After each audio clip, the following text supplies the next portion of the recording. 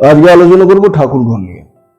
দেখুন, কম বেশি সবাই আমরা জানি যে বাড়িতে, বসতি বাড়িতে যে ঈশান কোণ রয়েছে, অর্থাৎ নর্থ ইস্ট ডিরেকশন বা উত্তর পূর্ব দিক, এই দিকে ঠাকুর ঘর বানানো সব থেকে শুভ। প্রেফারেবলি এই দিকেই ঠাকুর ঘর বানানো শুভ।